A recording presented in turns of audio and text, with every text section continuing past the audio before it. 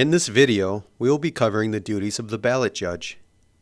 The ballot judge distributes ballots and audits the ballot supply throughout the day.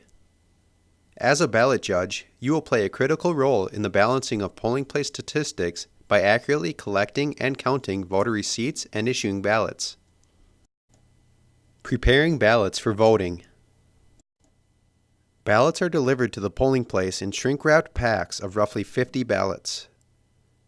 Before polls open, two judges from different major political parties must certify the number of ballot packs.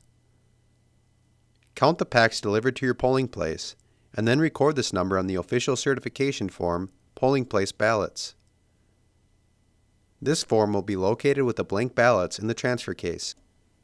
Anytime a shrink-wrapped pack is opened, two judges of different major political parties must count the ballots in the pack.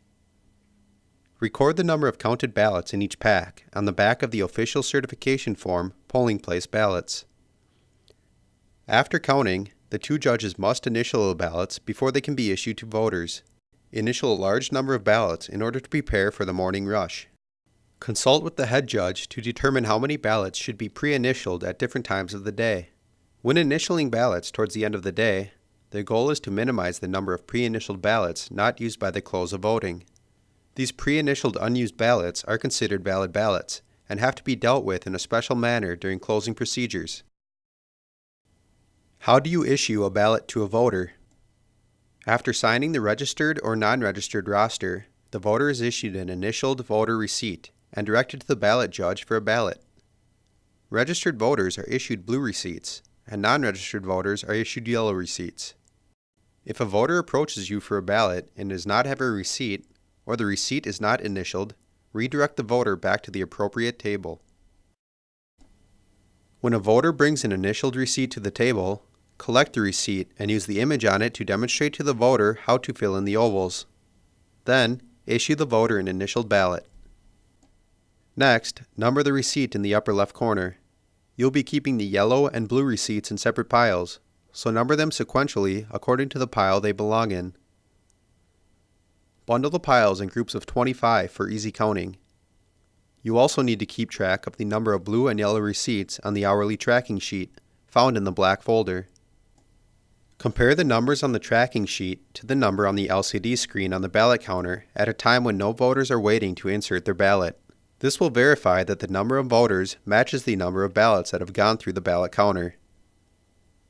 Remember to count any voters who are in the process of voting their ballots, as this will make your receipt number more than your ballot counter number. The number of blue receipts should match the number of signatures on the registered roster, while the number of yellow receipts should match both the number of completed voter registration applications and the number of completed lines on the non-registered roster. Monitoring the voting equipment. It is also the job of the ballot judge to monitor the voting equipment. Ensure that there is a 6-foot perimeter surrounding the ballot counter. Only the voter casting a ballot may be within the perimeter, unless assistance from an election judge has been requested. Alert the head judge if voters have their ballots rejected by the ballot counter.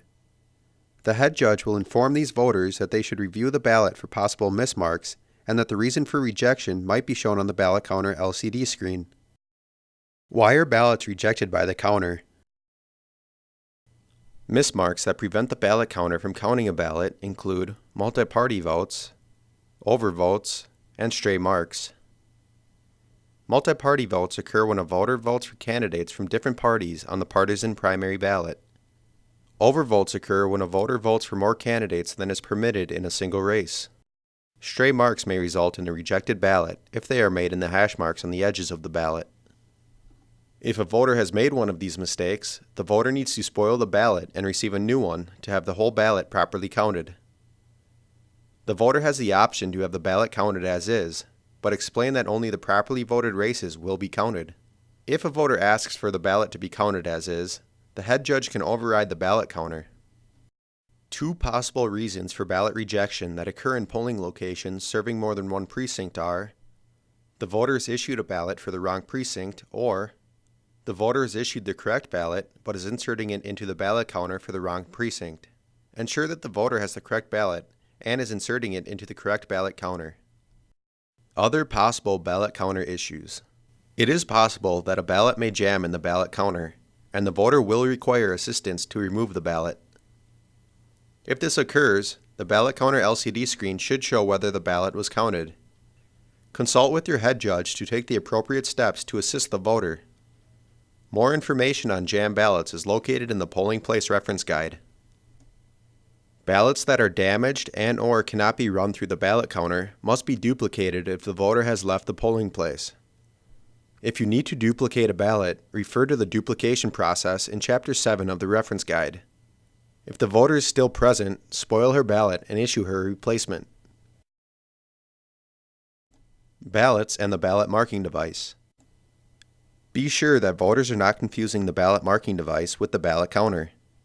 Each voter who uses the ballot marking device should be instructed that the device does not count ballots, only assists in marking ballots.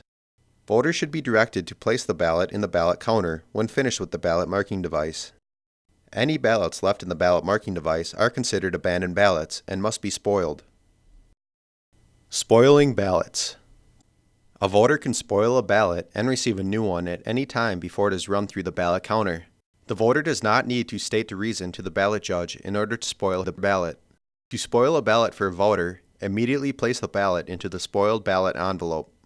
Unless they are abandoned, spoiled ballots should not be recorded in the Election Day Journal. At the end of the night, the ballot judge must count the ballots in the spoiled ballot envelope.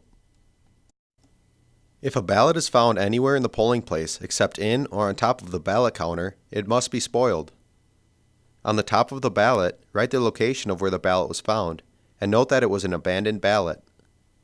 Then, place it in the spoiled ballot envelope. Record this situation on the Election Day Journal. This type of spoiled ballot will cause the statistics for the precinct to be off because the number of receipts and signatures on the rosters will be higher than the number of ballots that have been run through the ballot counter. The notation in the Election Day Journal will explain this discrepancy. Inactivating ballots. After polls close, all unused ballots that have been pre-initialed need to be inactivated by drawing a line through the ovals on the ballot. Any loose ballots that have not been pre-initialed do not need to be inactivated. All unused and inactivated ballots are to be placed in the green box. Completing the ballot certification form. At the end of the night, complete the remainder of the certification form, polling place ballots. 2 judges from different major political parties count the number of sealed ballot packs remaining and record this number on the form. In addition, the following types of ballots must be counted and recorded on the form: the number of unused ballots not in packs, the number of spoiled ballots, the number of duplicated ballots, and the number of voted ballots which can be found on the ballot counter LCD screen or the result tape if that has been printed. Verify that the polling place ended the day with the same number of ballots it started with. Return the form in the Black Forms folder.